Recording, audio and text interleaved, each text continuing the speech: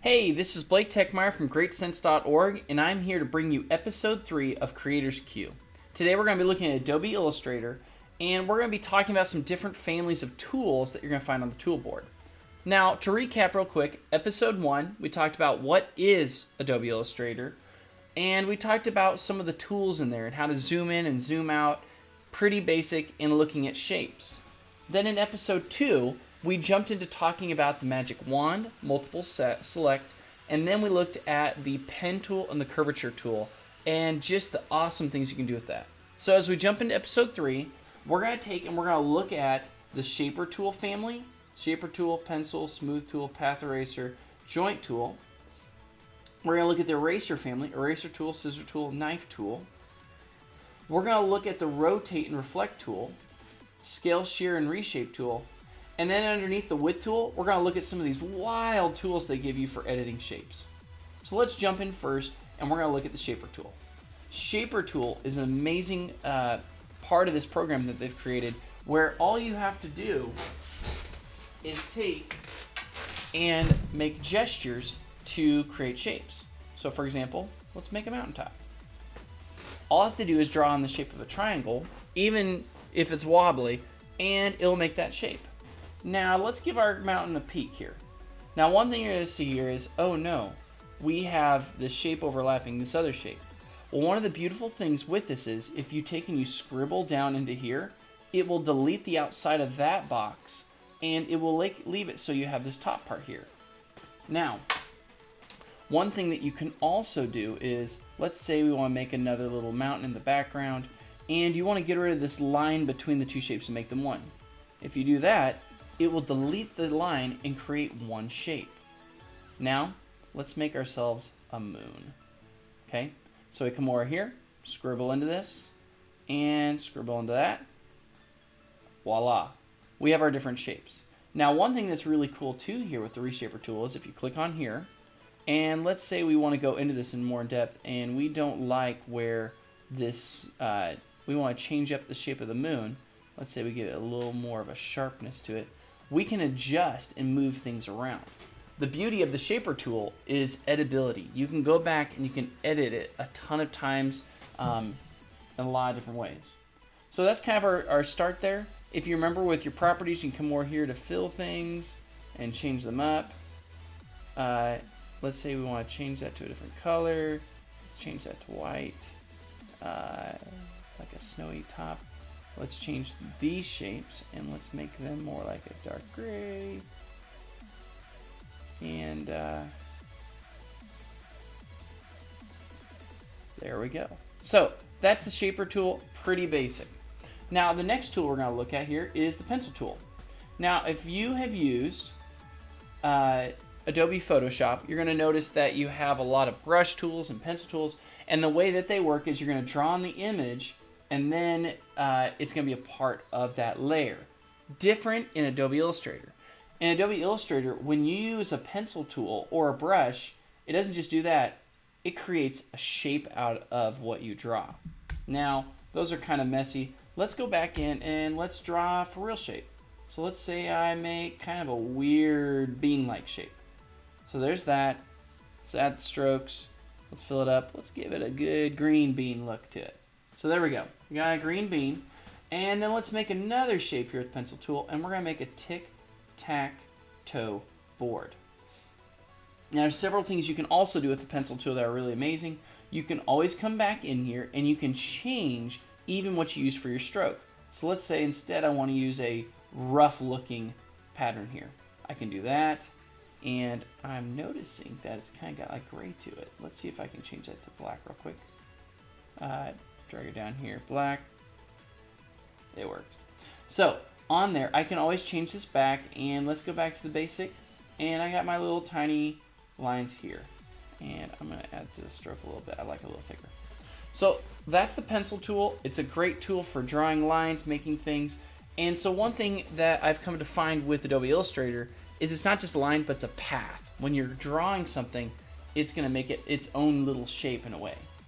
Now the next thing we're going to take a look at here is the smooth tool. Now I don't have a lot of great examples here for the smooth tool, but you can take and use it to take and smooth out shapes. If you have a really rough, let's say we come over here and we draw something in like this and it's got some roughness to it. You can come back in with the smooth tool and you can draw on the edge there, and slowly, after doing it several times, it will take out some of that roughness in your picture and make it look a lot nicer. And let's see here, if I select there and I grab that, I can kind of adjust that and make that look nicer. Now that is the important thing, is you do have to select the item in order for that smoother tool to work. Let's try it on here. We could take and use it to kind of smooth out that line. So smoother tool is great for taking out some of those blemishes. Next we have the path eraser tool. I will just say the path eraser tool is a little bit of a mystery to me, but one thing I've come to find is you can take and you go from anchor points and draw across and it will cut off those pieces.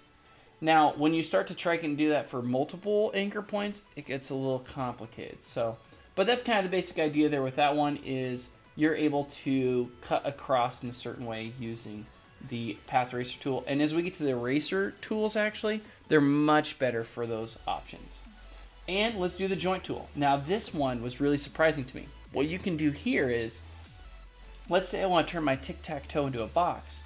I come over here and let's select my tic-tac-toe, and I take my joint tool and I come across here. It will take and delete. It will take and you got to make sure, because sometimes it'll click off when you do that. You can take and it will make a joint there in the middle and cut off the excess for you.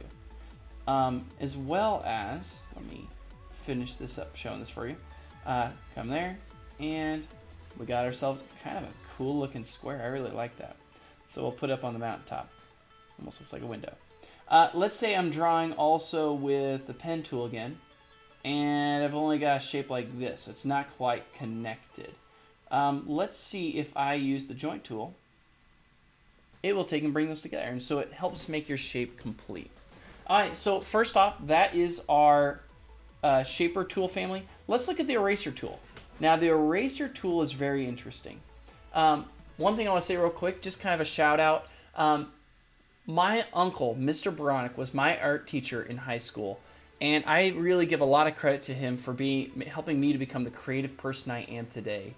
And one thing I loved is in his art classes, he would really just give us a lot of freedom and opportunity to kind of explore whatever we wanted to do with the art. And I love that because it really gave me a chance to just practice things and learn new things and just have a lot of fun.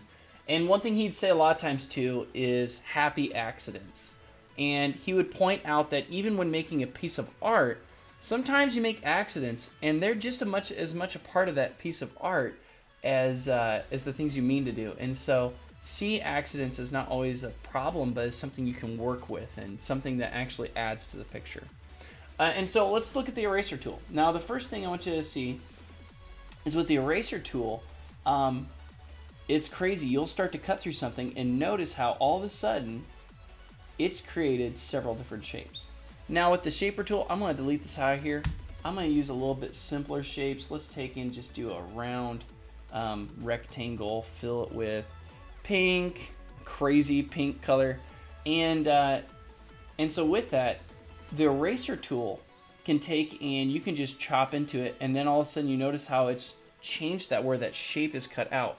Now this is still one shape, but if I come here and I cut all the way through, this is now two different shapes. Now the eraser tool is a great tool for that. There's several things to note about it. One, it's destructive. So when you are going to cut through, it is erasing material. We're going to come back to that later with the knife tool, and it's a little bit different in that way. But the eraser tool is just a great way to edit objects. And if you, let's say we do here, if I click on this part of the shape and I come back to the eraser tool and I come over here and I cut on here and then I come over this way, you're going to notice it only cuts out of the selected object. It does not cut out of things that are not cut. So if I want to though, and I click both of them, came back with the eraser tool and I cut it down the middle, all of a sudden now I have 4 objects. Eraser tool's awesome. Really like it. Scissor tool. How does the scissor tool work? Well, just like we'd seen before, let's select this with our multiple or direct selection tool, come with our scissor tool, and you can click on these different anchor points and you can actually cut out pieces. Now that's not working like I want it to. Let's use a different shape to kind of show us. Let's use a circle. So we come here, and if we take our scissor tool, we can cut on these different parts of this path, and all of a sudden, that part of the path, oops, let me grab it with, that part of the path is a different shape all by itself. And so the scissors, just like in real life, you're chopping things apart, and you can kind of cut them up. So let's do that, and just to kind of refresh our joint tool, let's bring that back together. All right, so next, the knife tool. Now, I really like the knife tool because unlike the eraser tool where it kind of just takes and cuts away from it, I can, let's say, I'll cut this shape like this here, and it cuts the shape in two, but it doesn't take away any of the material. So let's say I want to make this look a little bit lighter, and all of a sudden it almost looks like it gives it some dimension with the different shading. All right, so that's just the eraser tools. Let's get to the rotate. Now with the rotate tool, it's pretty simple in the same way. Let's get rid of this so it's not in the way. But with the rotate tool, I can grab on here and I can spin this object around. Now, depending on where I put the focal point will also change how it rotates. If you have any experience with Adobe products, it's not new to you. But notice this too. If you click on it and you want to have it centered out, double click on the rotate, and it will also give you this option that's a little more detailed, and you can even do a preview on there to see what it'll do. Let's next take a look at the other tool underneath there, and that's the reflect tool. Not too hard to imagine what that does. It flips the object depending on where you put that. Double click on here. You can change if it's going to be vertical or horizontal. You can change the angle at which it goes. Just a lot of options. So, simple enough. That's the reflect and the rotate tool. Let's look at this one, the scale tool. Now with the scale tool, it's going to give you the ability to grow shapes and make them different sizes. Now as you can see, I'm making it fat and wide or skinny and tall. If you don't like that, press shift, hold up here, hold it and press shift and drag, and then it will keep it sometimes in a better shape. Now you can also double click on it and it'll give you this chance to go into more detailed. Let's make it 30%, make it itty bitty. So that's the scale tool. Let's see if there's anything else on there. Pretty similar. Now we got really small. Now let's go to the shear tool. What is the shear tool? So if you use the shear tool, it's going to be kind of a newer one for me, but in the same way, when you drag, it's going to take and shift it to a slant towards the direction you're pulling it. You can also double click on this one, and you can set the angle in which you want to set it. Oh my gosh. You can do vertical, horizontal. You can change the angles. Gives you a lot of options. Getting a little more in depth in there. That looks pretty cool. And let's change these colors just for fun. We're at it. I love the primary colors. I feel like you can never go wrong using the primary colors. So, and I feel like green should be one of them, but I know it's not. And so there we go. So come back over here. Last one is the reshaper tool. Now I've spent quite a bit of time trying to watch different videos to kind of understand the reshaper tool better. And I'll be honest, it's a bit confusing at moments. It's working with you can access just certain points there, and when you do that, it helps you to kind of drag them around. I find the direct selection, this direct selection tool just a little more convenient in that way. All right, and so let's get to our last tools we're gonna look at. We're gonna look at the width tool. Now this one I saw on a video and I thought it was really helpful, so I'm gonna kind of show you. So let's make our shape again. Let's take out the fill, and let's take and click off here. We're gonna go back to our scissor tool, and we're gonna cut out just a little bit of it, and click off, drag sort here. And so what we have here is kind of like almost like a unfinished ring. Now with the width tool, let's zoom in here, and you can take and click on it, and you can change the width of those different items, and notice how it kind of changed different ring. Let's grab here and let's make it bigger. this is a really cool tool to change the width of different items. You can do some really neat things with it, and you can even change it up to kind of pull back out there. Underneath this family, you're going to find too, is there's a bunch of different shapes that are going to help you with different things. You got like the warp tool. You can kind of pull around, change things up. Ooh, it looks kind of like a snake. And so this is going to work primarily with different shapes and the way that you can edit those shapes. So let's play with this little object that we made here. And we can warp it, drop it in there. A lot of these also kind of go back and forth. Here's the twirl tool, which I think is incredible.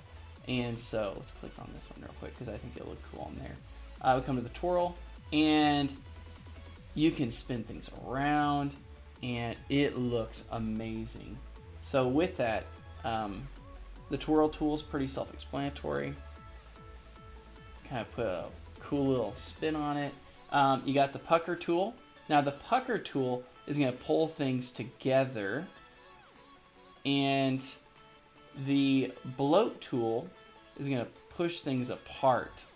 Now you got to be careful because the way it does it sometimes will be kind of funny. You got the scallop tool. This is going to take and pull in some weird shapes, kind of like a scallops. You get the crystallize tool, and with that one you can kind of spike out with crystals. And then you have the wrinkle tool that's going to kind of help wrinkle some shapes. So, hey, that's our 5 families of tools we're really looking at today. Thanks for joining me. Please subscribe. And if you have any more questions or things you'd like to know more about, please leave it in the comments. Thank you so much. GreatSense.org.